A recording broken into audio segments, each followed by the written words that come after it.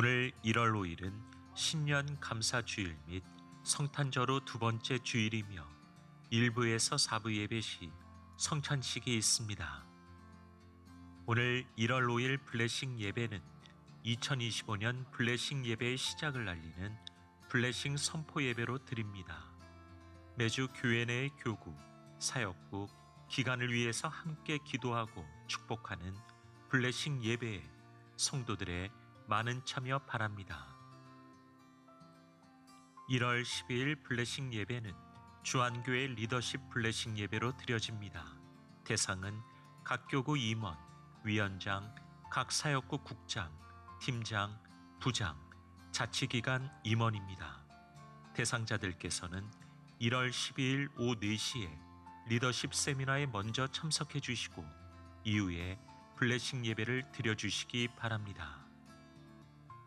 2025년 1월 5일부터 송도 예배처에서 주일 3부 예배가 추가적으로 송출되며 교회학교 초등부와 청소년부 주일 예배가 시작됩니다. 이를 위하여 필요한 물품을 헌물로 받고 있습니다. 헌물하시기 원하시는 분들께서는 온라인 계좌로 후원해 주시거나 품목을 직접 지정하셔서 후원해 주시길 바랍니다. 2025년을 시작하면서 2025년 한 해 동안 전도할 영혼들을 작정하고 교회가 함께 기도합니다. 송구 영신 예배 때 작정하지 않으신 성도들께서는 로비에 비치된 2025년 VIP 작정 서약서에 작정을 하셔서 노비 앞 작정함에 제출해 주시기 바랍니다. 2025년 1월부터 부평성전 주차장 차단기를 본격적으로 실시할 예정입니다. 차량이 등록되어 있지 않을 경우 입차 및 출차도 불가하오니 이 점 유의해 주시기 바랍니다. 아직 등록하지 않으신 성도들께서는 반드시 등록하여 주시기 바랍니다. 각지 회계 및 팀장, 지역장, 총무를 대상으로 하는 2025년 회계 담당자 교육이 진행됩니다. 대상자들께서는 주보의 일정을 참고하셔서 참석해 주시기 바랍니다.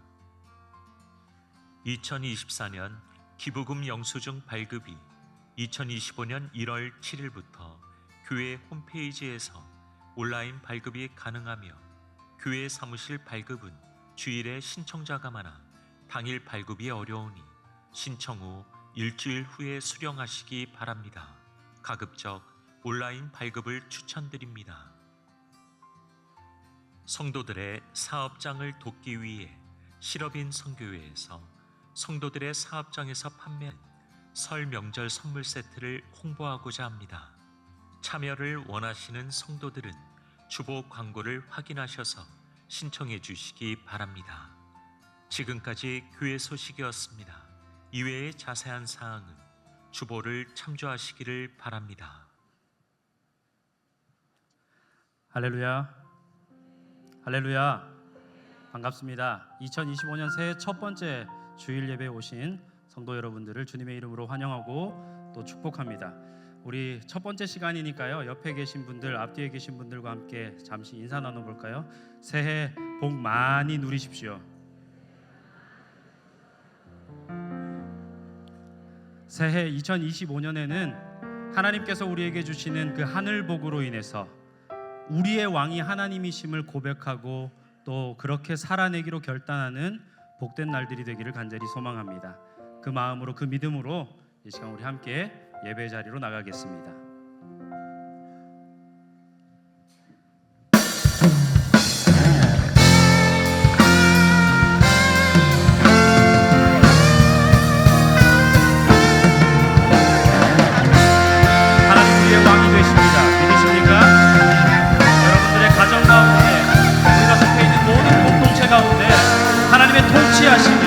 하나님의 다스리심이 우리와 함께 하시기를 간절히 소망하며 전심으로 함께 찬양하며 나가기를 원합니다.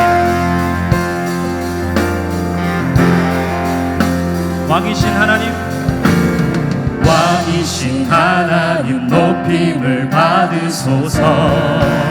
찬양하리라 영원히 높임을 받으신 그 이름 찬양.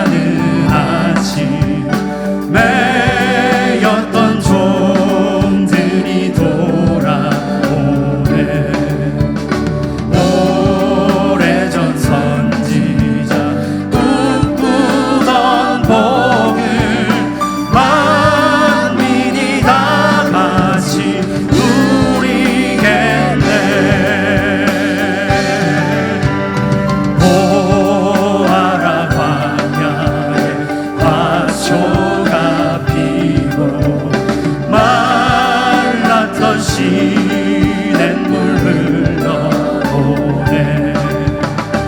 이 산과 저 산이 마주쳐 울려 주 예수 은총을 찬송하네. 땅들아 바다야 많은 섬들아 찬양을 주님께 드리어라. 싸움과 재앙이 참혹한 땅에 찬송이 하늘에 사무친 땅들아 바다야 많은 섬들아 땅들아 바다야 많은 섬들아 찬양을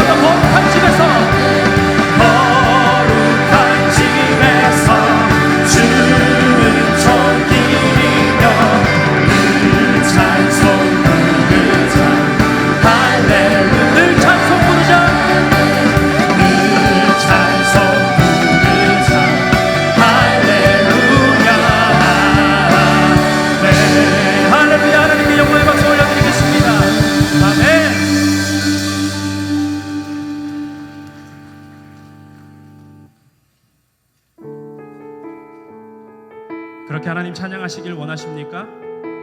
2025년 이 새해를 열어주신 하나님께서는 이미 그 은혜를 우리에게 베풀어 주고 계십니다. 우리는 은혜를 얻고자 예배에 나오지만 하나님께서는 이미 우리에게 은혜 베풀어 주셔서 그 은혜로 인해서 우리가 이 자리에 있는 줄 믿습니다. 이미 시작된 하나님의 그 은혜를 함께 찬양하도록 하겠습니다.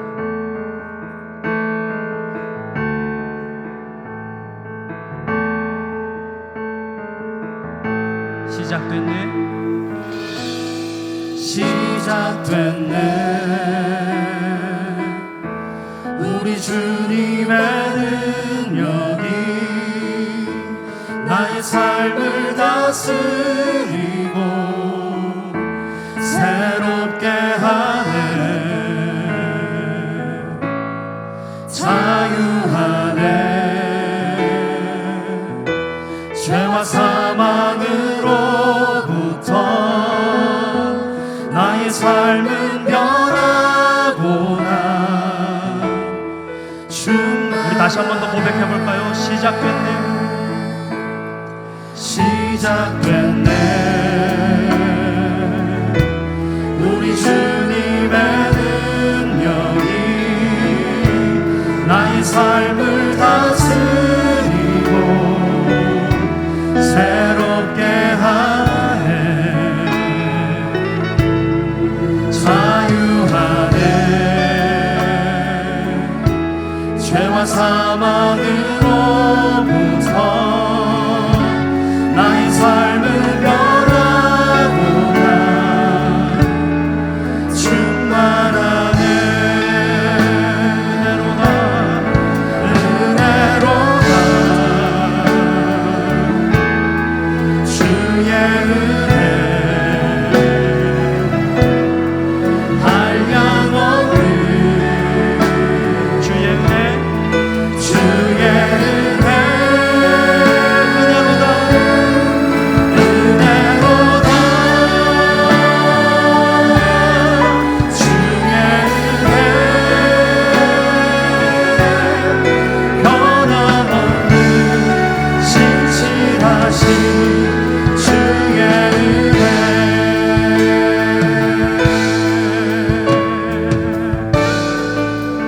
시작됐네. 시작됐네. 우리 주님의 능력이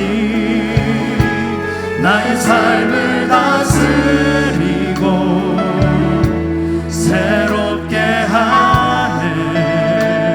자유합니다. 자유하네. 죄와 사망으로부터요. 죄와 사망으로부터 나의 삶은 변하구나. 충만하네. 우리 두 손 들고 고백할까요? 은혜로다. 은혜로다 주의 은혜 한량없는 주의 은혜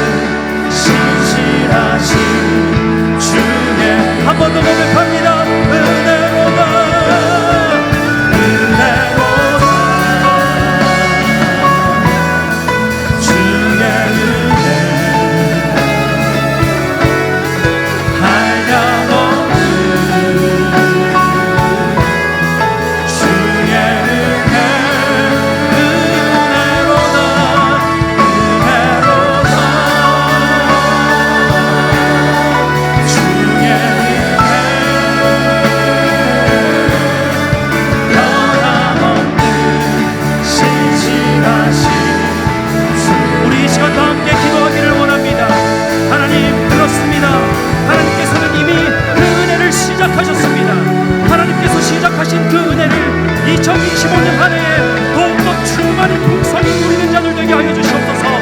성도답게 하나님 찬양하며 나아가는 삶 살게 하여 주시옵소서. 오늘의 이 예배 가운데 우리 주님 함께 하여 주셔서 하나님의 놀라운 은혜가 이 시간 충만케 하여 주시옵소서. 우리 주님 한번 부르고 통성으로 기도합니다. 주님 사랑의 하나님 감사합니다. 이 아침 우리를 불러주시고 하나님 앞에 나와 하나님께 예배드리게 하시니 참으로 감사합니다. 주님 우리는 연약합니다. 부족합니다. 그러나 하나님의 성령을 사랑하여 주셔서 이미 우리를 위해 은혜를 베풀어 주셨을 줄로 믿습니다. 하나님께서 시작하신 그 은혜가 2025년 이 한 해 가운데 우리 안에 충만하게 하여 주시옵소서. 온전히 주님의 은혜를 사모하며 나아가는 복된 우리의 삶이 될 수 있도록 주님 함께 하여 주시옵소서. 성도답게 거룩한 백성답게 하나님을 찬양하는 삶, 하나님께 영광 돌리는 삶 살게 하여 주시옵소서.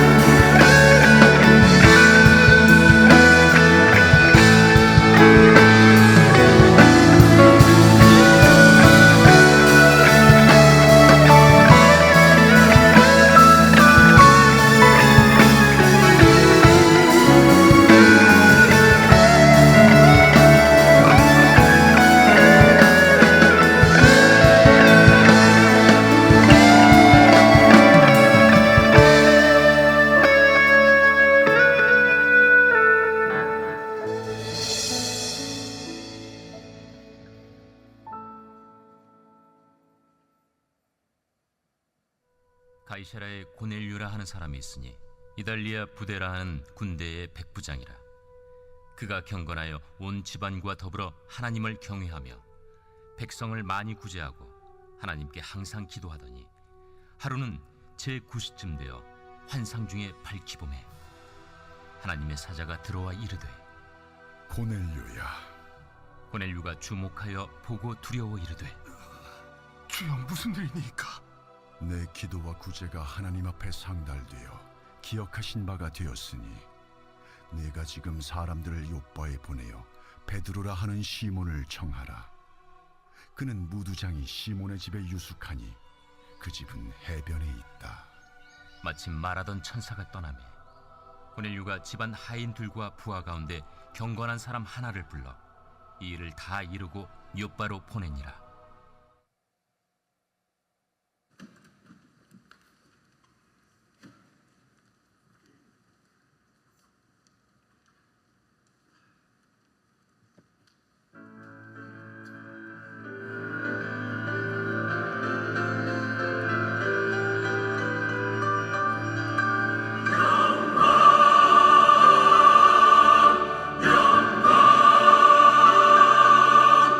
영광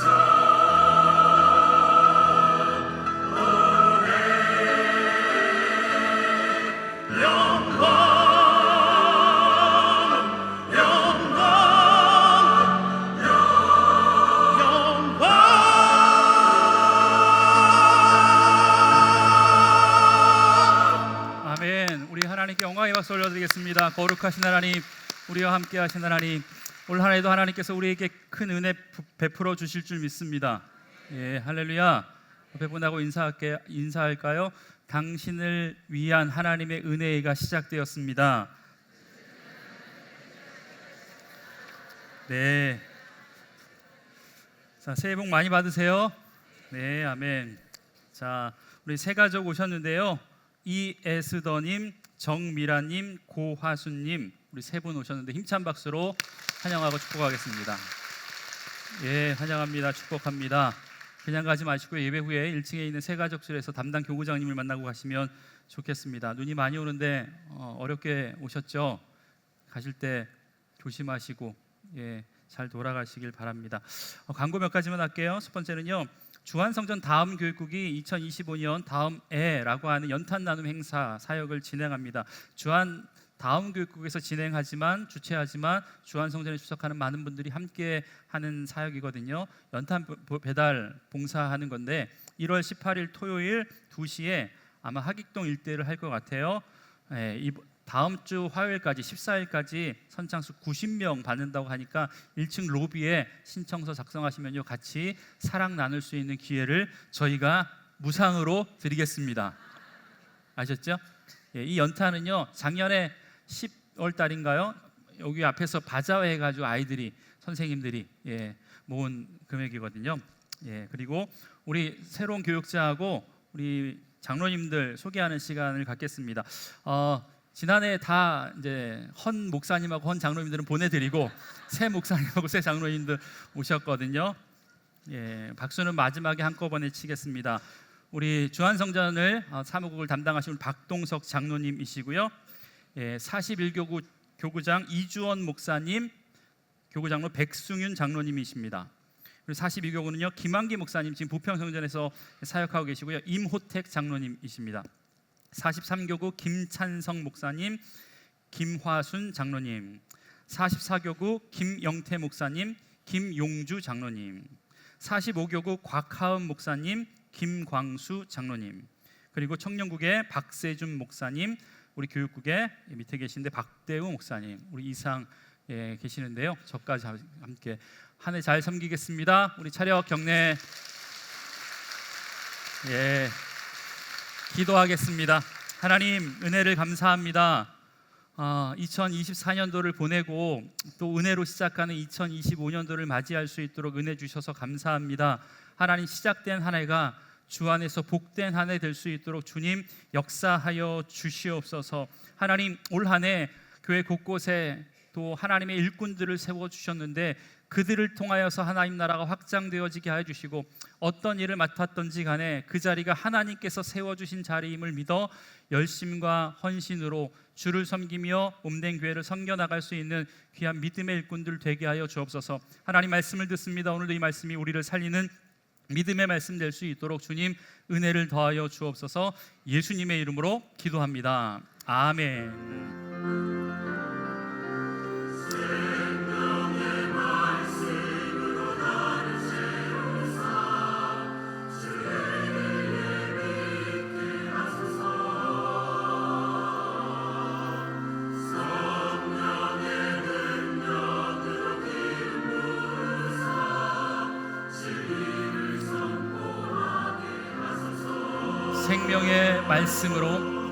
생명의 말씀으로 나를 채우사 주의 길 예비케 하소서.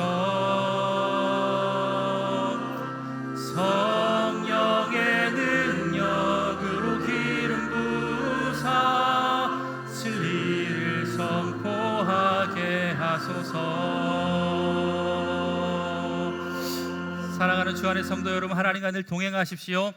성령 충만하십시오. 은혜 충만하십시오. 다 충만하십시오. 여러분, 새해 첫 주일입니다. 올 한 해도 늘 주님과 동행할 수 있는 귀한 한 해 되길 주의 이름으로 간절히 축복합니다. 옆에 분하고 다시 한번 인사하겠는데요, 이렇게 자막 보면서 인사하겠습니다. 기뻐하십시오. 당신을 위한 은혜의 해가 시작되었습니다. 시작. 아멘. 하나님께서 여러분의 가운데 놀라운 일을 행하여 주실 줄 믿습니다. 기적을 올 한 해 베풀어 주실 줄 믿습니다. 여러분, 사도행전 말씀을 우리가 올해도 볼 건데요, 사도행전 28장까지 사역 가운데 이 내용 가운데 사도행전에 나온 가장 중요한 사건 3가지만 뽑는다면 많은 학자들이 한 목소리로 이야기하는 3가지의 사건이 있는데, 첫 번째는 사도행전 2장에 나온 오순절 강림 사건입니다. 성령 강림 사건이고, 두 번째는 사도행전 9장 우리가 오랫동안 봐왔던 사울의 회심 사건이 두 번째로 중요한 사건이다.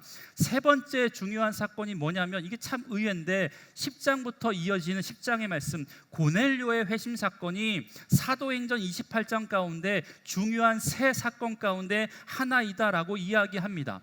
첫 번째 사건과 두 번째 사건, 즉 성령 강림과 사울의 회심 사건은 참 중요하다 할 만한데, 의외로 그 하나 가운데 고넬료 사건이 들어갔다라는 것에 우리가 고개를 갸우뚱할 수 있지만, 여러분, 이 고넬료 사건이야말로 땅끝까지 이르러 내 증인이 되라고 말씀하신 그 말씀이 이루어지는 사도행전 전체의 주제를 본다면, 이 주제가 이루어지기 위해 꼭 필요한 사건이 우리가 오늘부터 3주 동안 볼 이 고넬료 사건에 숨겨져 있다라는 것입니다.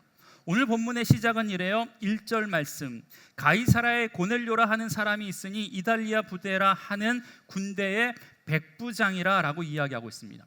일단 가이사라라고 하는 지역이 나오는데, 이 지역은 지난주에 봤던 요빠라는 곳에서 약 북쪽으로 50km 정도 떨어진 이 역시 해안 지역에 있는 도시인데, 여러분, 이 도시는 헤롯이라고 하는 왕이 로마의 가이사 황제를 기념하기 위해서 만든 계획 도시입니다. 신도시였습니다. 황제를 위해서 바치는 도시였습니다. 그러니까 잘 구비되어 있고요, 로마의 총독의 관저가 이곳에 있었습니다. 그리고 많은 로마인들이 살았던 행정상으로 수도인 도시가 이 가이사라입니다. 종교적으로 수도는 어딜까요? 예루살렘이죠. 예루살렘. 여러분, 그런데 이 매우 발달된 여러 가지 로마의 건축물들이 들어와 있고요, 또한 좋은 훌륭한 항구가 있었고, 지중해의 아름다움을 끼고 있어서 휴양하기에 좋은 곳이 이 가이사라라는 곳입니다. 사진 몇 장 볼게요. 가이사라가 이런 곳이에요. 멋있죠? 로마의 건축물이 아직도 있습니다. 그리고 다음 사진요. 여기는 원형 경기장 같은 곳인데요, 공연장이죠. 또 바다를 보면서 공연을 볼 수 있는 이곳입니다. 저 앞에 넓은 그 운동장 같은 곳이 마차 경기장입니다. 우리가 흔히 로마의 그 영화에 많이 나왔던 그런 경기장이 여기에 있습니다.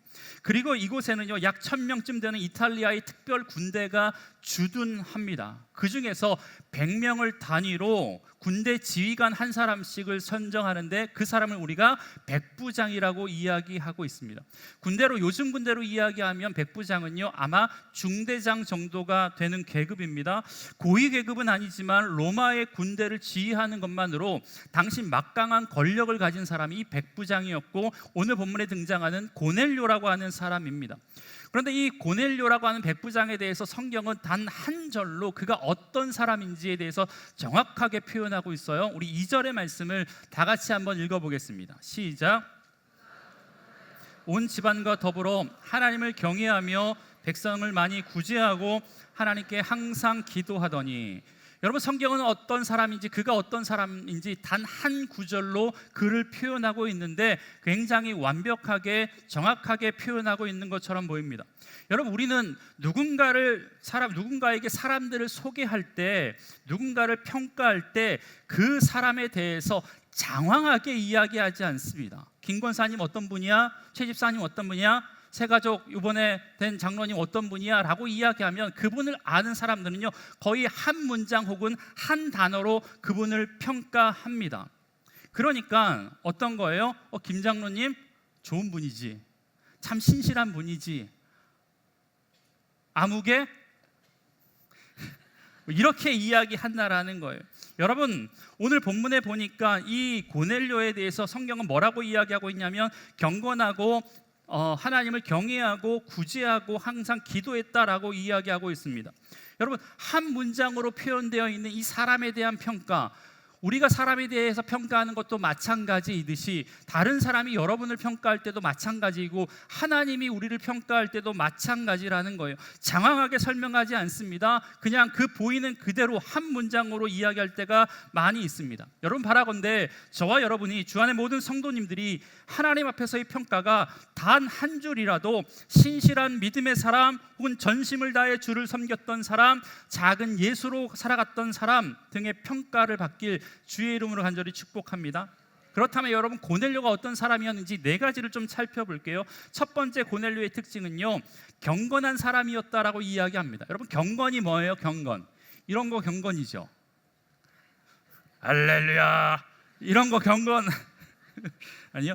느릿느릿 걷고 말 거룩하게 하는 것 같고 겉으로 보여지는 모습으로 우리가 경건하다라는 의미를 다 표현할 수는 없습니다. 여기서 말하는 이 경건이다라는 말의 헬라어는요, 유세베스라는 단어인데 이 단어는 유라는 단어와 세보마이라는 단어가 합쳐진 말입니다. 앞에 나와 있지만 유라는 말은요, 잘, 좋게라는 단어이고요, 뒤에 있는 세보마이는 경배하다, 예배하다라는 말의 합성어예요. 그러니까 이 뭐예요? 경건하다라는 말의 참 뜻은 하나님을 잘 섬기고 하나님께 잘 예배하는 게 경건하다라는 뜻이에요. 여러분 보세요. 지금 고넬료는요, 이탈리아 사람이었습니다. 로마 사람이었잖아요. 말이 좋아 이탈리아 사람이지 유대인의 입장에서 뭐예요? 이방인 아닙니까? 이방인. 직업으로는 로마의 군인이었잖아요. 여러분 죄송합니다. 군인분들이 있을지 모르겠는데 모든 군인을 일반화할 생각은 아니에요. 여러분 근데 군인하고 경건하다라고 하는 것은 사실 좀 잘 어울리지 않죠. 여러분 군대에 가면요, 지휘관들 중에서 믿는 분들이 굉장히 많이 있어요. 제가 군정으로 이제 군대 생활을 철원에서 했는데 저희 대대장님도 안수 집사님이었거든요. 저희 교회가 부대 밖에 있었는데 이 대대장이었던 안수 집사님이 교회에 가면요, 늘 인자하고 은혜롭고 자비롭고 노하기를 더디하고 이런 모습으로 우리 학생이 아니죠, 사병들을 대합니다. 그래서 늘 해주는 말이 교회 안에서 위로를 주고 힘을 주는 말씀, 김일병 지병장 힘내, 하나님 함께 하신다, 이렇게 늘 좋은 말 하거든요. 여러분 그런데 안수 집사님이셔도 군대에서는 군대의 문화가 있잖아요. 남자들만 모여 있고 명령에 의해서만 움직이고 계급 사회이고 작은 실수에도 인명사고가 날 수 있으니까 엄할 수밖에 없습니다. 여러분 사실 그 주일에 인자하시고 자비하시고 노하기를 더디하신 대대장님의 모습을 일주일 내내 기대하는 것은 쉬운 일이에요? 어려운 거예요? 어렵다라는 겁니다. 그러니까 부대 안에서 대대장님이 부하들을 대할 때는 사실 안수 집사님은 어디에도 없어요.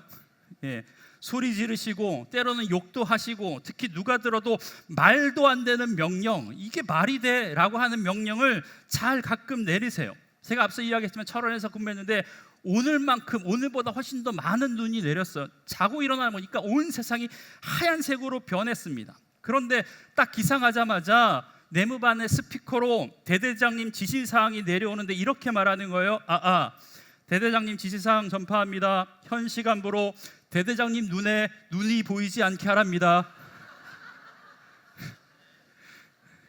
여러분 말이 되나요? 말이 돼? 여러분 근데 이게 사실 군인들의 모습이에요. 그런데 지금 이 고넬료라고 하는 사람이요, 식민지를 점령하고 있는 군인의 간부였잖아요. 그럼에도 불구하고 경건했대요. 여러분 이것만으로도요 평범하지 않는 사람이라고 이야기할 수 있습니다. 두 번째 이 고넬료의 특징은요, 하나님을 경외했다라고 이야기하고 있습니다. 여기서 말하는 경외하다라는 것은요, 우리가 많이 들어왔지만 두려워함과 존경함의 합성어입니다. 그러니까 하나님을 두려워한다라는 것은 하나님을 무서워한다라는 것만 그치는 것이 아니라 존경하는 것만 있는 게 아니라 두 개 다 있을 때 그게 경외함이다라고 이야기합니다. 여러분 학교 다닐 때 무서운 선생님이 학교마다 다 있었어요. 맞죠? 옛날엔 체벌이 가능하니까 때리는 사람이 얼마나 많이 있었습니까? 그 선생님들의 별명은 학교마다 동일해요. 뭐가 있었어요? 독사, 미친 개, 뭐 이런 선생님들이 있었잖아요. 이런 선생님들. 여러분 자율학습 시간에 막 떠들고 있다가도 그분들이 한번 문을 확 여시면 어떻게 돼요? 쥐 죽은 듯이 조용합니다. 왜요? 무서우니까. 한 대 맞을까 봐. 여러분 그런데 무서운 선생님이라고 해서 그분을 존경하기까지 합니까? 그건 아니에요. 그것과 그것은 다르다라는 겁니다. 여러분, 이 경외함이라는 단어를 가장 잘 설명해 주는 예가 있는데 이런 거예요. 저와 저희 형이 4살 터울인데 어렸을 때 나이가 차이가 좀 났지만 티격태격 많이 했습니다. 형제들이 워낙 그렇잖아요. 집이 넓은 것도 아니고 방음이 좋은 것도 아니니까 싸움 소리가 늘 방을 넘어서 안방에 계신 부모님 귀에도 들렸죠. 여러분, 그때마다 저희 아버지가 아무 말씀도 하지 않으시고 늘 이렇게 헛기하셨어요. 여러분, 이 헛기침의 의미가 뭘까요? 야, 이놈들아, 아빠 방에 있다, 너희들 그러다가 혼난다, 다 듣고 있다, 이 소리 아닙니까? 여러분, 이 헛기침 소리 한번 들리면요, 티격태격 하던 것을 멈추고 조용히 하는 거죠. 여러분, 이게 경외함이라는 겁니다. 여러분, 하나님을 단순히 무서운 분만으로 보는 것은 경외가 아니에요. 하나님을 단순히 존경할 만한 분으로만 여기는 것도 경외가 아닙니다. 하나님을 두려운 분으로 인식하고 하나님을 누구보다 사랑하고 존경하는 게 합쳐졌을 때 그게 하나님을 우리가 경외한다라고 이야기하고 있다라는 거예요. 여러분, 로마 군인이었던 백부장이었던 이 고넬료가 그 직책을 가지고 있으면서 사실 이 고넬료는요, 세상에 두려울 것이 없었던 사람일지도 모릅니다.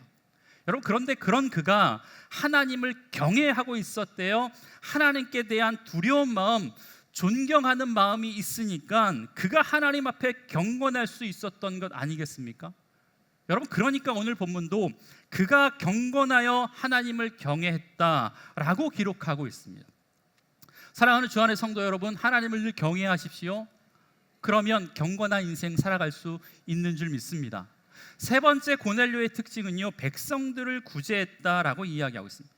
심히 많이 구제했다라고 성경은 기록하고 있더라고요. 여러분, 얼마나 많이 구제했길래 많이라는 단어가 붙여 있는 건지 모르지만 제가 보기에 많이 한 것보다 더 대단한 이유는 그가 로마의 군대 장교였다라는 사실 때문에 더 대단하다라는 생각이 들었습니다. 여러분, 식민지에 주둔하는 군인은요, 일반적으로 그 식민지 백성들을 대상으로 착취하고 빼앗는 것이 상식 아닙니까? 그래서 여러분, 세례요한도 그가 설교하는 중에 로마의 군인들을 타겟으로 해서 설교했던 설교의 장면이 있거든요. 누가복음 3장 14절에 세례요한이 군인들을 향해서 이렇게 설교합니다. 사람들에게서 강탈하지 말며 거짓으로 고발하지 말고 받은 급료를 족한 줄로 알라. 여러분, 이게 로마의 군인들에게 했던 설교였습니다. 너희들 강탈하지 마, 거짓 고발하지 마, 급료로 만족해. 여러분, 급료로 만족하지 못하니까 어떻게 되는 거예요? 강탈하고 빼앗고 착취하는 것 아니겠습니까? 일제의 순사들이 그러지 않았을까라는 생각이 들어요. 여러분, 그런데 이방인이었고 군대 장관이었던 그가 식민 백성을 위해서 구제를 많이 했대요. 많이. 여러분, 그런데 이 구제로 인해서 유대인들에게도 칭찬 듣는 자가 바로 이 고넬료였대요. 그럼 말이 됩니까? 우리가 다음에 보겠지만 10장 22절에 이렇게 이야기하고 있습니다. 백부장 고넬료는 의인이요 하나님을 경외하는 사람이라 유대아 온 족속이 칭찬하더니. 여러분, 유대 사람들이요 주둔지의 군인 장관이었던 그 사람을 칭찬했다. 여러분, 그러니까 우리말로 이야기하면, 우리 일제 시대를 이야기하면 나카무라 순경이 우리에게 존경받았다라는 거예요. 나카무라밖에 모르겠네. 존경받았다라는 거예요. 그러니까 이 고넬료가 얼마나 대단한 사람인지 우리가 짐작할 수 있는 거죠. 네 번째, 그의 특징을 보니까 항상 기도했대요. 여러분, 여기서 말하는 항상이라는 말의 의미는 모든 상황에서라는 의미예요. 모든 상황에서, 어떠한 상황에서든지 어떠한 곳에든지 시간과 장소와 상관없이 그는 늘 항상 기도했다. 기도라는 것이 눈을 감고 이렇게 있는 게 아니잖아요. 늘 하나님과 교제했다라는 것을 이야기합니다. 그런데 그가 기도했던 시간이 오늘 본문에 언제냐면 제9시 기도하는 시간이었대요. 여러분, 그 기도 중에 환상을 봅니다. 여러분, 9시는 오늘날로 이야기하면 오후 3시 정도가 되거든요. 3시거든요. 여러분, 사람마다 차이가 있지만 오후 3시는요 하루 중에 가장 바쁜 시간이 아닐까 싶습니다. 저도 그래요. 여러분, 오전에 출근하면 전날 일을 정리하고 뭐 하다 보면 금방 점심시간이 다 돼요. 그래서 점심 먹고 차 한잔하고 와서 이제 뭔가를 시작해 왔으니까 해야 되잖아요. 그러니까 중요한 뭔가 업무를 하려면 오후 시작하거든요. 그러면 3시쯤이면요 항상 집중해서 무언가 하고 있는 시간이 바로 그 시간이라는 거예요. 여러분, 군대의 장교였던 이 고넬료는요 이 시간이 분명 업무 시간이었을 것이고, 군인이라는 직업을 염두에 둔다면 분명 훈련하고 있어야 될 시간입니다. 여러분, 그렇기 때문에 훈련해야 될 그가 따로 시간을 내어서 성전을 찾거나 특정한 장소에 들어가서 무릎 꿇고 두 손을 들고 기도하는 것 자체가 불가능한 일이었다라는 거예요. 그럼에도 불구하고 성경은 그가 항상 기도했다라는 거예요. 그러니까 앞서 이야기했던 것처럼 이 기도라고 하는 것은 특정한 장소에만 이루어지는 것이 아니라, 특정한 환경에서만 이루어지는 것이 아니라 언제나 어디서든지 하나님과 교제하고 그분을 깊이 기억하며 나아가는 것, 그게 바로 기도라는 겁니다. 바로 이 고넬료가 그런 기도를 생활화했던 사람이다라고 이야기하고 있습니다. 특별히 이 구시는요 유대인들이 하루에 3번 기도하는데 3번 기도하는 시간 가운데 하나입니다. 그러니까 이방인이었지만 이미 유대인 종교인들처럼 살고 있었던 사람이 이 고넬료이다라고 우리는 추측할 수 있습니다. 여러분, 이 정도면 유대인 중에 유대인, 종교적으로도 흠이 없는 사람 아닙니까? 심지어 기도 시간에 하나님이 주의 사자를 보내서 고넬료에게 뭐라고 말씀하시냐면, 천사가 이르되 내 기도와 구제가 하나님 앞에 상달되어 기억하신 바 되었으니 라고 이야기합니다. 여러분, 기도와 구제가 하나님 앞에 상달되었다라는 말씀의 의미는 그의 삶이 하나님이 기뻐 받으시는 거룩한 산 제물로, 향기로운 제물로 이미 하나님께 드려졌다라는 것을 의미하고, 하나님께서 그것을 이미 받았다라는 것을 의미합니다. 그러니까 한마디로 이야기하면 그의 구제와 기도는요 형식적인 것이 아니라 진심에서 나오는 기도였습니다. 그래서 하나님이 그 기도와 구제를 기억하셨다라고 말씀하고 있습니다. 여러분, 하나님이 기억하셨다. 여러분, 사실 그러면 된 것 아닙니까? 여러분, 여러분의 열심과 노력과 헌신과 드림 아무도 몰라줘도 여러분 하나님이 기억하시는 줄 믿습니다. 그러면 된 거죠. 얼마나 위로가 됩니까? 얼마나 힘이 됩니까? 여러분, 지장기 목사가 몰라줘도, 장로님이 몰라줘도, 우리 교구장님이 몰라줘도 여러분 하나님이 다 아시는 줄 믿습니다.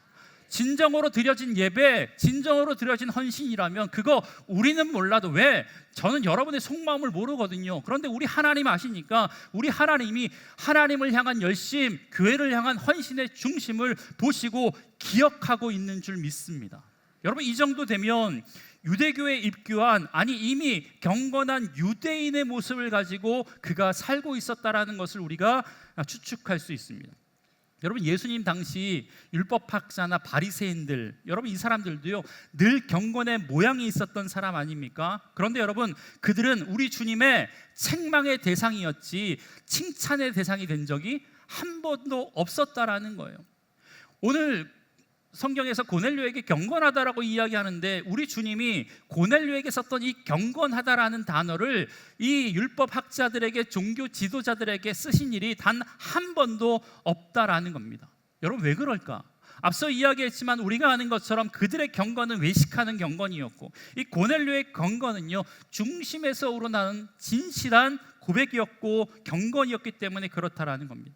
여러분, 그러니까 유대인의 입장에서 봐도 유대교로 입문한 이 고넬료는 정말 하나님 앞에 신실하게 살아갔던 자, 부족함이 없었던 자였습니다.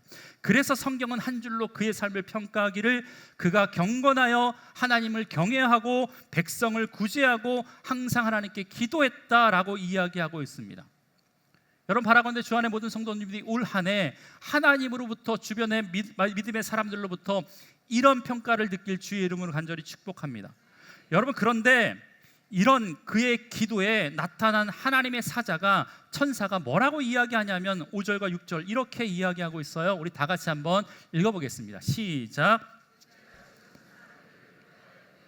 베드로라는 시몬을 청하라. 그는 무두장의 시몬의 집에 유숙하니 그 집은 해변에 있더라.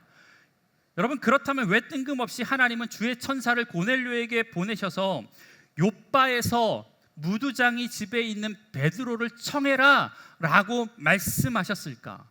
베드로를 청하라고 한 두 가지 이유가 있는데, 첫 번째는요, 베드로를 통해서 고넬료에게 필요한 한 가지를 채워주시기 위함이었다라는 겁니다.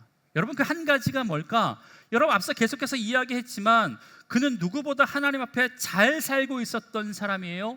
외형적으로는 이미 유대교에 입문한 것을 뛰어넘어서 경건한 유대인의 모습을 다 가지고 있었다라는 거예요. 특별히 하나님 보시기에도 부족하지 않은 것처럼 보였습니다. 그런데 하나님 보시기에 꼭 필요한 것 한 가지, 부족한 것 한 가지가 있었다라는 거예요. 그래서 베드로를 청하라고 말씀하셨거든요. 그 한 가지가 뭔지 아십니까? 이 한 가지는요, 예수 그리스도의 복음이에요. 성령님의 임재라는 것입니다. 여러분, 지금은 신약 시대 아닙니까? 성령의 시대 아닙니까? 그러니까 아무리 많은 구제와 기도, 그리고 하나님을 경외하는 마음이 있어도 여러분, 예수 그리스도의 복음, 십자가의 복음이 없고 성령으로 충만함을 경험하지 못한다면요, 유대교에 머물 수밖에 없고 참다운 그리스도인으로 거듭날 수 없기 때문에 하나님께서는 이 고넬료에게 욥바에 있는 시몬 베드로를 청해서 너에게 오게 하라 라고 말씀해주고 있다라는 겁니다.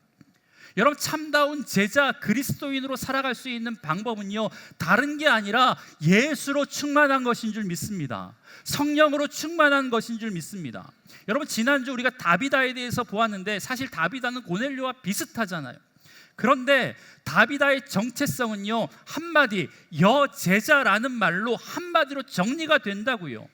다비다는 예수를 따르면서 예수님의 정신으로 구제했고 예수님의 사랑으로 섬겼던 사람 아니었습니까? 여러분, 그런데 이에 비해 이 고넬료는요, 누구보다 하나님 앞에 신실하게 살아가고 있었지만 아직도 예수의 복음, 성령을 깨닫지 못했다라는 거예요. 그러니까 하나님은요, 그 부족했던 2%를 채우기 위해서 베드로를 보내라는 거예요. 베드로를 청하라는 겁니다. 베드로를 초청해서 뭐 하라고요? 이 베드로 가운데 임했던 그 성령의 역사를 여러분, 고넬료도 체험해야 복음을 위해서 살아갈 하나님의 사람으로 설 수 있기 때문에 베드로를 보고, 고넬료 보고 베드로를 청하라고 지금 말씀해주고 있다라는 겁니다. 여러분, 그래야 나중에 혹시 고넬료가 이탈리아로 다시 돌아갔을 때 로마의 황제의 핍박 속에서도 복음을 전할 수 있는 하나님의 사람이 될 수 있다라는 것을 아시고 그에게 필요한 것 예수 복음, 성령 충만함을 위해서 베드로를 청하라고 말씀해 주셨다라는 것입니다. 여러분, 올 한 해 성령 충만하십시오. 은혜 충만하십시오. 예수로 충만하십시오. 여러분, 그렇다면 우리가 이런 질문이 생기잖아요. 그렇게 중요한 일이라면 다메섹 도상에서 사울을 만나 주셨던 것처럼 예수님이 그렇게 직접 고넬료에게 나타나서 만나 주시면 되지 왜 베드로를 청하라고 하셨을까? 여러분, 그렇지 않습니까? 여러분, 이 질문 앞에 우리는 베드로를 청하라고 하는 두 번째 이유를 깨닫게 되는데, 그게 뭐냐면 이 사건을 통해서요, 하나님은 베드로의 가치관, 베드로의 생각, 베드로의 신앙을 완전히 깨뜨리기 원하셨다라는 겁니다. 그러니까 베드로를 청하라는 이유는요, 고넬료를 위한 것도 있지만 보다 더 중요한 것은요, 베드로를 변화시키고자 하는 하나님의 마음이 담겨 있었다라는 거예요. 여러분, 베드로가 지금 어디에 있었대요? 욥바에 무두장이 시몬이란 집에 있었다라는 거예요. 여러분, 이 무두장이는요, 짐승의 가죽을 가공해서 가죽 제품을 만드는 사람이거든요. 여러분, 그런데 이 무두장이는 율법으로 부정한 사람입니다. 왜 부정할까요? 왜냐하면 가죽 제품을 만들려면 짐승을 죽여야 하고 당연히 죽은 짐승의 시체를 만져야 되는 거죠. 율법적으로 부정한 사람이에요. 그래서 사람들은 시체를 만지는 이들을 부정하다라고 멀리했어요. 그래서 오늘 본문에 보니까 이 무두장이가 바닷가에 살고 있었던 이유가 그거일 것이다라고 학자들은 이야기합니다. 여러분, 그런데 재미있는 게 뭐냐면 유대인들은 이 부정한 사람들이 만드는 제품을 고가의 값어치를 지불하고 삽니다. 백을 사잖아요. 가죽 자켓을 사잖아요. 그런 거 아니겠습니까? 여러분, 율법에 얽매여 있는 사람들의 이중성의 모습을 여기에서도 볼 수 있다라는 거예요.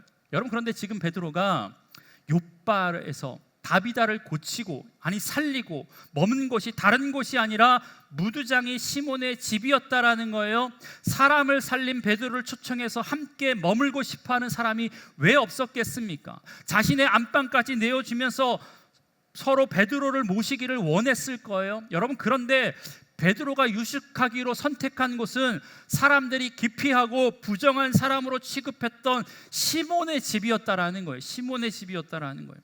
여러분, 이게 굉장히 큰 상징성을 가지고 있는 행동이었거든요.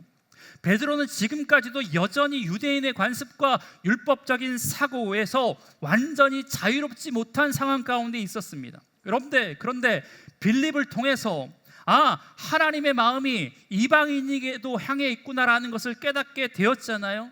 그것을 깨닫게 난 다음에 지역적인 한계, 예루살렘을 넘어서는 중이었고 유대인이라고 하는 인종적인 한계를 넘어서고 있는 중이었다라는 거예요. 그래서 이 율법보다 복음이 더 중요하다라는 것을 몸소 경험하고 있는 중에 그가 선택했던 것이 뭐냐면 부정한 사람이라고 일컫는 무두장이 집에 머물겠다라고 하는 결단이었다라는 거예요. 여러분, 개, 돼지 취급하는 이방인도 구원하길 원하는 것이 하나님의 마음이었다면, 여러분, 복음의 능력이라면 비록 비천하고 부정한 사람이지만 자신의 동족인 무두장이에게도 복음이 들어가서 변화되어야 된다라는 마음이 그 마음 가운데 있었다라는 거예요. 그래서 나중에 이방인으로 나가기 전까지 중간 단계로 지금 머문 곳이 무두장이 집이었다라는 거예요. 유대교적인 사고에 찌들어져 있는 이 베드로를 변화시키기 위해서 하나님께서 이 고뇌를 통해서 그를 청하라고 하셨고, 이 시간들을 통해서 지금 점점 변화되어져 가고 있는 베드로가 성경의 곳곳에 나타나주고 있다라는 것입니다. 여러분, 그리고 실제로 다음에 보시겠지만 이방인 이탈리아 군대 백부장이었던 이 고넬료의 초청을 받아 그의 집에 갔을 때요, 베드로가 전했던 복음을 듣고 이 고넬료뿐만 아니라 집안의 모든 사람이 성령의 충만함을 받게 됩니다. 여러분, 베드로가 이것 본 거거든요. 이방인도 복음을 들으니까, 예수를 알게 되니까 성령이 임하는구나.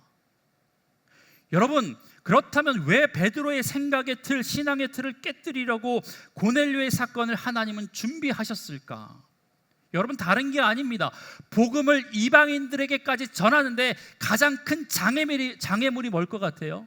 다른 게 아니에요. 유대인이에요.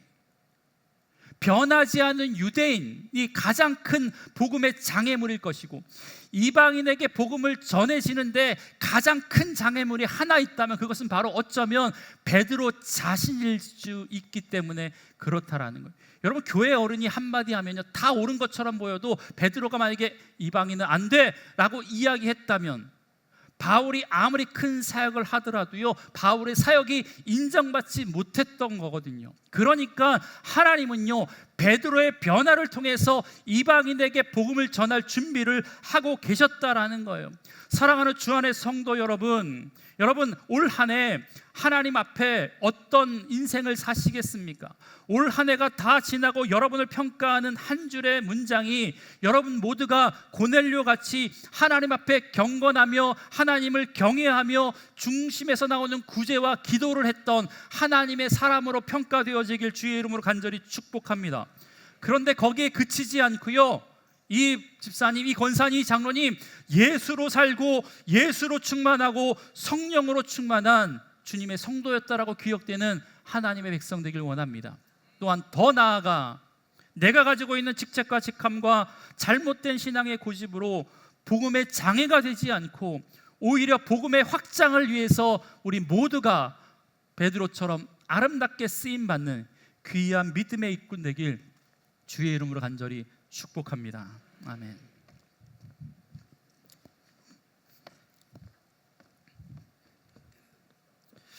내가 너에게 전한 것은 주께 받은 것이니 곧 주 예수께서 잡히시던 밤에 떡을 가지사 축사하시고 떼어 이르시되 이것은 너희를 위하는 내 몸이니 이것을 행하여 나를 기념하라 하시고 식후에 또한 그와 같이 잔을 가지고 이르시되 이 잔은 내 피로 세운 새 언약이니 이것을 행하여 마실 때마다 나를 기념하라 하셨으니 너희가 이 떡을 먹으며 이 잔을 마실 때마다 주의 죽으심을 그가 오실 때까지 전하는 것이니라. 그러므로 누구든지 주의 떡이나 잔을 합당하지 않게 먹고 마시는 자는 주의 몸과 피에 대하여 죄를 짓는 것이니라. 사람이 자기를 살피고 그 후에야 이 떡을 먹고 이 잔을 마실지니 주의 몸을 분별하지 못하고 먹고 마시는 자는 자기의 죄를 먹고 마시는 것이니라. 아멘. 사랑하는 주 안의 성도 여러분, 우리는 2025년 새해를 맞아 주님이 베풀어 주신 거룩한 성찬 앞에 서 있습니다. 비록 우리가 고넬료처럼 경건하지 못하고 고넬료처럼 하나님을 경외하지도 못하고 구제와 기도도 하지 못하지만 그것과 상관없이 예수 그리스도께서 보혈의 피를 흘려주시고 그의 살을 찢겨주심으로 말미암아 너희는 다 내 것이라 주님 말씀해 주셨습니다. 그 은혜 받아 우리가 여기 서 있습니다. 오늘 이 떡과 잔을 먹고 마실 때 주님의 몸 받았으니 주님의 남은 사역, 이 땅 가운데서 거룩한 하나님 나라를 확장해 나가고자 하는 거룩한 사역 가운데 하나님, 우리가 올 한 해 쓰임 받기 원합니다 라는 마음 가지고 이 성찬을 받으시면 되겠습니다. 주께서 잡히시던 날 밤이었습니다. 우리 주님은 사랑하는 제자들과 함께 유월절 마지막 만찬을 하시면서 떡을 들어 축사하시고 떡을 떼어 제자들에게 나눠주시면서 이것은 너희를 위하여 찢기는 내 몸이다, 상하는 내 몸이다, 받으라 먹으라 말씀하셨습니다. 주님은 식후에 잔을 들어 축사하시고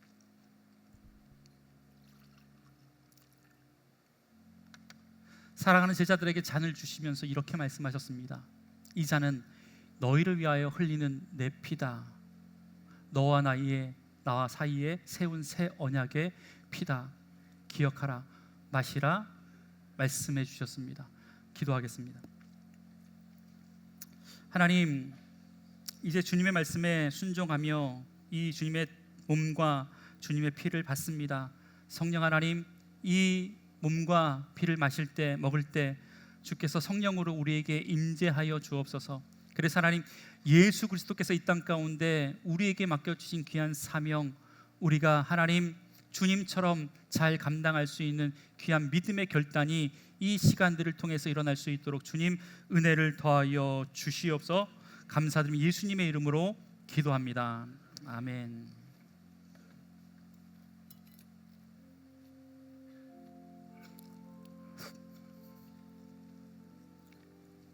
주님의 몸과 피입니다. 주님의 몸과 피입니다. 주님의 몸과 피입니다. 주님의 몸과 피입니다.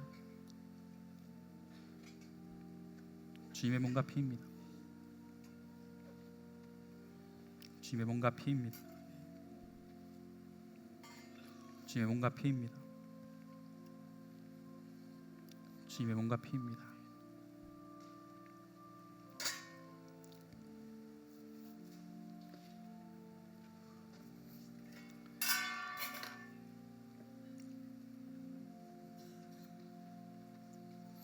우리 앉아 있는 자리에서 왼쪽으로 나오시면 받기에 좀 편할 것 같습니다. 앞자리부터 나오시겠습니다. 성찬은 세례교인 이상 입교자까지 참여할 수 있습니다.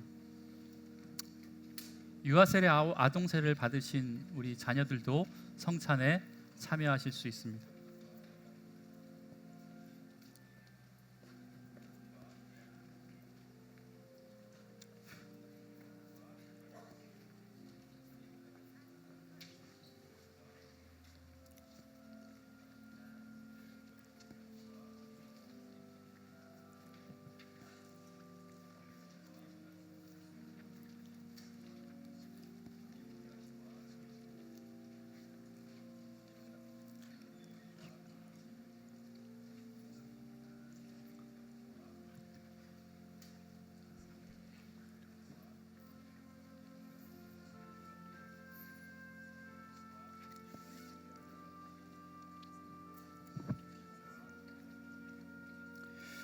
예수께서 이르시되 나는 생명의 떡이니 내게 오는 자는 결코 줄이지 아니할 터이요 나를 믿는 자는 영원히 목마르지 아니하리라.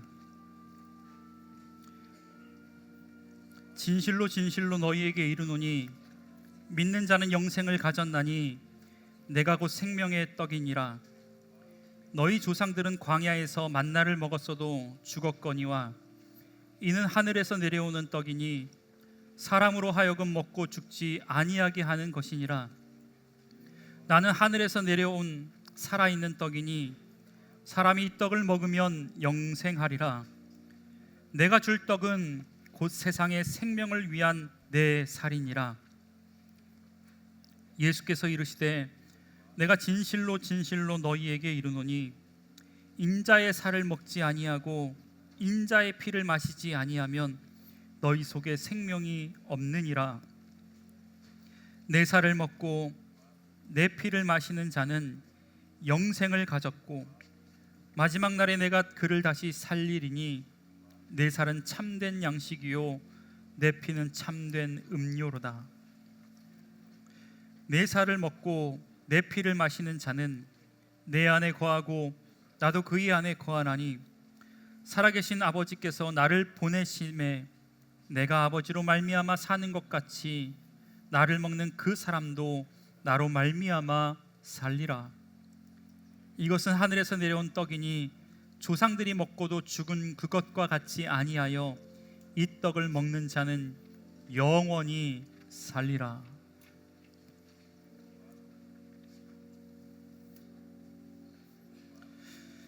나의 종너 이스라엘아, 내가 택한 야곱아, 나의 벗 아브라함의 자손아, 내가 땅 끝에서부터 너를 붙들며 땅 모퉁이에서부터 너를 부르고 내게 이르기를 너는 나의 종이라.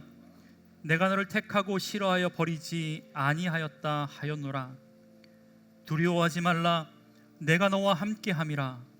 놀라지 말라, 나는 내 하나님이 됨이라. 내가 너를 굳세게 하리라. 참으로 너를 도와주리라.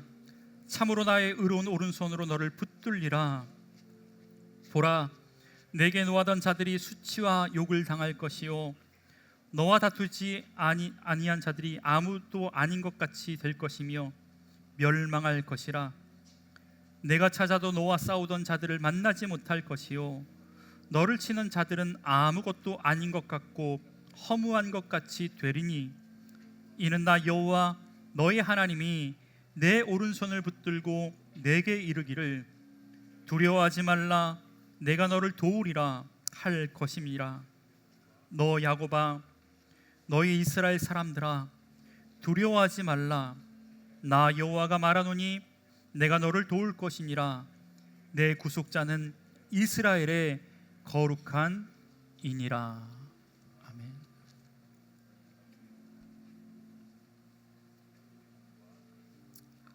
혹시 세례를 받으셨는데 성찬에 참여하지 못하신 분이 있으면 손을 들어 표해 주시면 감사하겠습니다.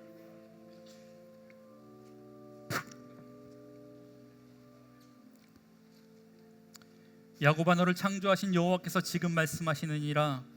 이스라엘아, 너를 지으신 이가 말씀하시느니라. 두려워하지 말라, 내가 너를 구속하였고 내가 너를 지명하여 불렀나니 너는 내 것이라. 내가 물 가운데로 지날 때에 내가 너와 함께할 것이라. 강을 건널 때에 물이 너를 침몰하지 못할 것이며 내가 불 가운데로 지날 때에 타지도 아니할 것이요 불꽃이 너를 사르지도 못하게 하리라.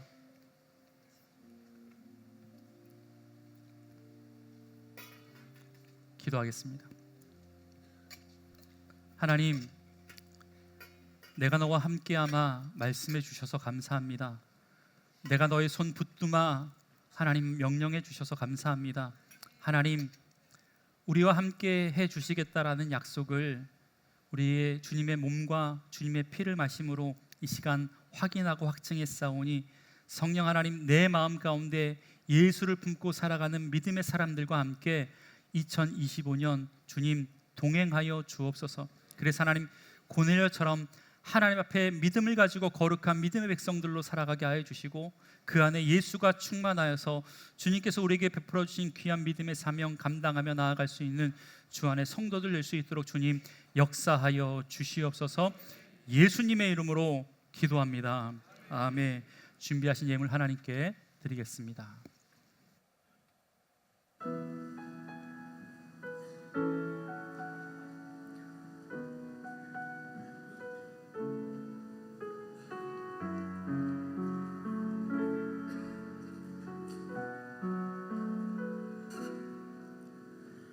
은혜로 날 보듬으시고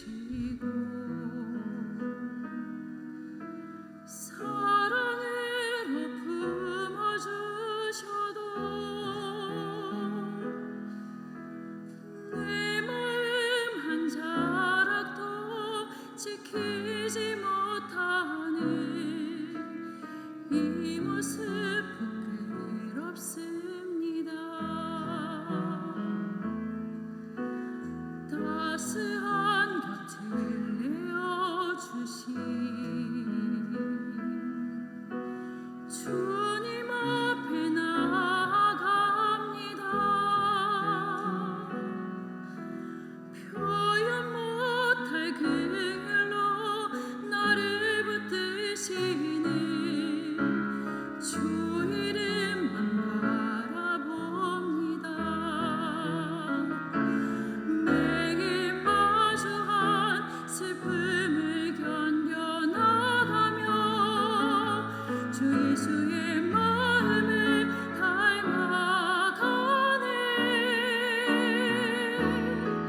두려운 걸음마다 주가 동행하니 주 의지하며 오늘을 건네. 주의 신실한 소망을 깊이 담으며 주 예수의 풍요를 채워가네. 하나님의 자녀로 명예 지켜가며 깊어진 삶을 주께 드리네.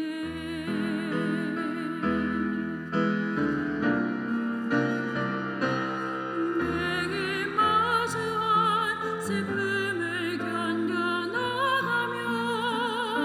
주 예수의 마음을 닮아가네. 두려운 걸음마다 주가 동행하니 주 의지하며 오늘을 건네. 주의 신실한 소망을 깊이 담으며 주 예수의 풍요를 채워가네.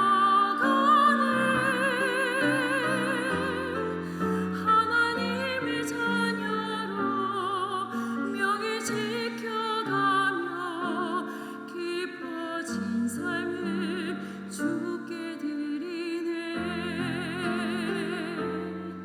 하나님의 자녀로 명예 지켜가며 깊어진 삶을 주께 드리네.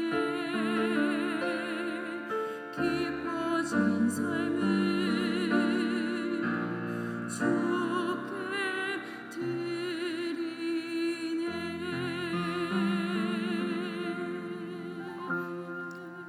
아멘. 우리 자리에서 일어나서 봉헌 찬양하시겠습니다.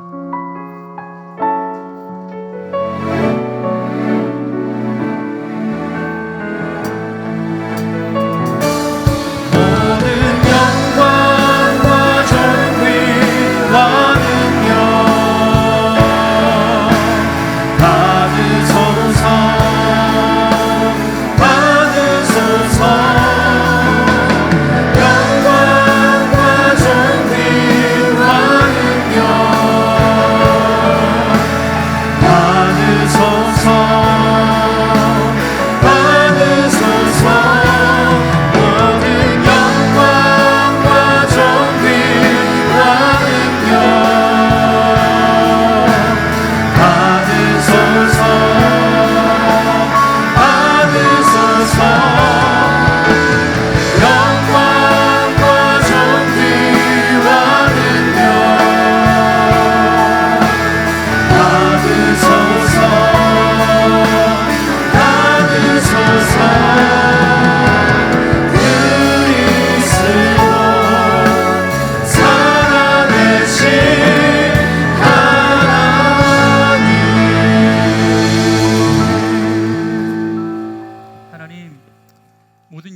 존귀와 능력을 받아 주시옵소서.